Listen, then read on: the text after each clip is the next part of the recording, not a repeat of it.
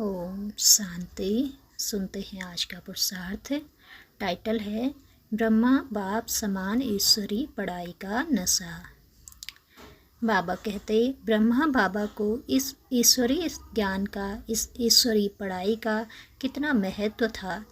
हम भी जब उसको फॉलो करने चले हैं तो हमें भी इस पढ़ाई का, इस ज्ञान का संपूर्ण महत्व होना चाहिए।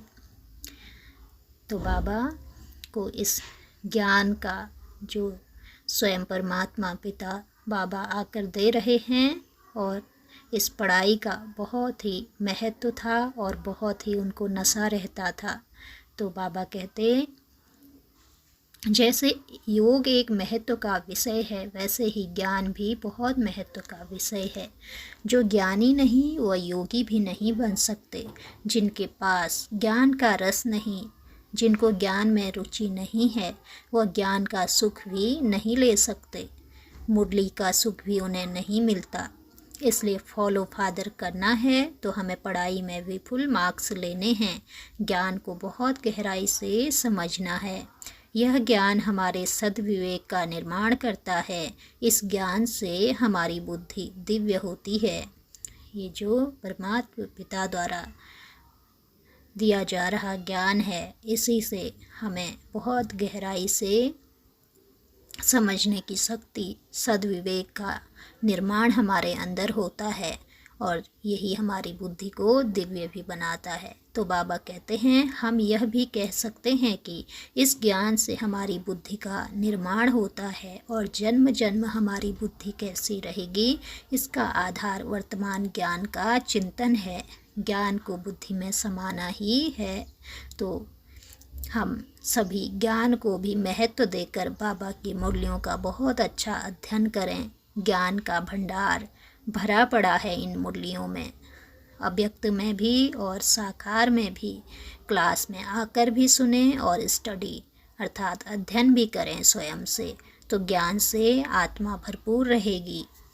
क्योंकि अगर ज्ञान हमारे अंदर है तो हमारी बुद्धि इससे भरपूर रहेगी, तो कभी भी व्यर्थ में बुद्धि जाएगी नहीं। तो बाबा कहते हैं सोचने की बात है, जरा गहन चिंतन करें। सभी भाई और बहनें अपने अपने लौकिक परिवारों को चलाने के लिए रात दिन कितनी मेहनत करते हैं। नौकरियां, बिजनेस, काम, खाने की भी फुर्सत नहीं, तो नींद का भी टाइम नहीं। दिन रात एक किए रखते हैं।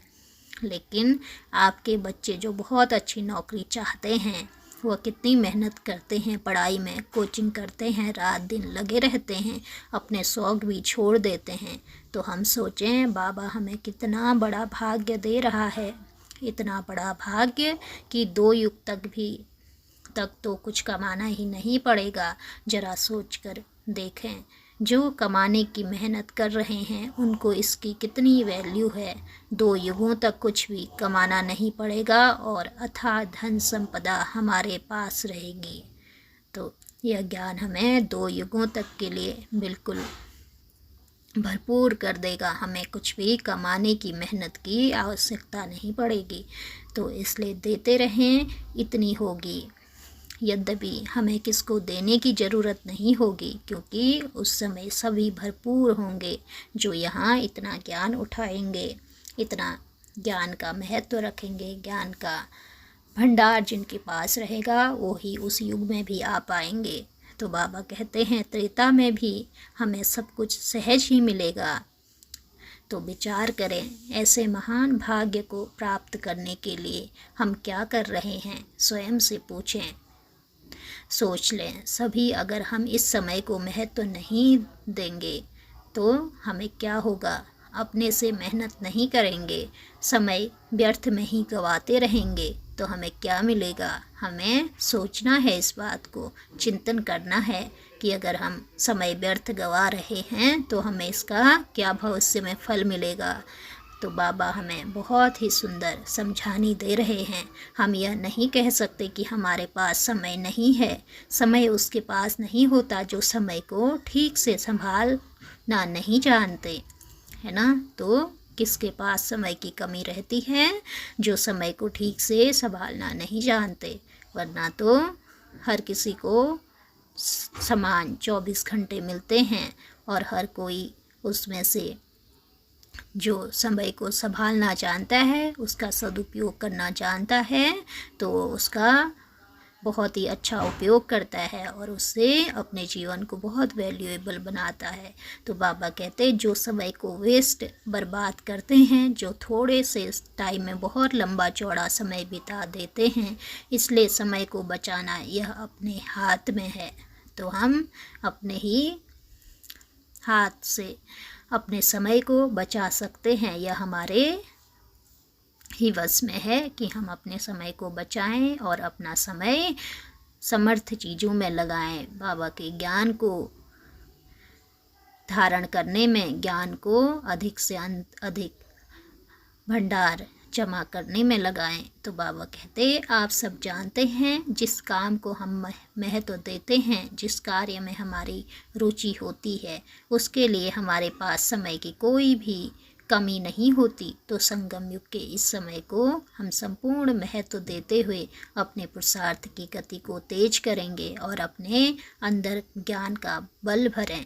कम से कम बहुत पावरफुल ज्ञान की पॉइंट अपनी विशेष डायरी में लिखें। एक पेज पर एक पॉइंट लिखें, ऐसी पॉइंट जो आत्मा को सुख दे, नशे में ले चलें, उड़ा दें, एकाग्र करें, जागृत कर दें। क्योंकि बाबा की मुरलियों में डेली ऐसी ऐसी पॉइंट्स आती हैं जिनको हम अगर नोट करें तो उस दिन भी अगर हम उसका चिंतन करें, बार बार उसको रिवाइज करें, तो हमें वही पॉइंट बहुत ही सुख देगी, नशे में ले आएगी, उड़ाते रहेगी। तो बाबा कहते हैं उनको पढ़ते रहें तो ज्ञान का बल बढ़ता रहेगा। तो हम आज सारा दिन बहुत अच्छी तरह से 5 स्वरूपों का अभ्यास करेंगे। अपने देव स्वरूप को देखेंगे, हम कैसे देवता थे। ऐसे थे सर्वगुण संपन्न, कंचन काया, चेहरों पर दिव्यता, धन धान्य से भरपूर। फिर अपने पूज्य स्वरूप को देखेंगे, हम विघ्न विनाशक गणेश थे या अष्टभुजाधारी देवी के रूप में हमारी पूजा हुई या महान विष्णु के रूप में हमारी मान्यता रही। कोई भी अपना पूज्य स्वरूप अपने सामने लाते रहेंगे और विशेषकर 5 स्वरूपों में से इन 2 स्वरूपों का आज अभ्यास करेंगे, देव स्वरूप और पूज्य स्वरूप। और सारे दिन को हम आनंद पूर्वक व्यतीत करेंगे। ज्ञान की पॉइंट्स को अपने बुद्धि में धारण कर उनका मनन चिंतन करते रहेंगे। बाबा की ज्ञान मुरली का भरपूर आनंद लेंगे।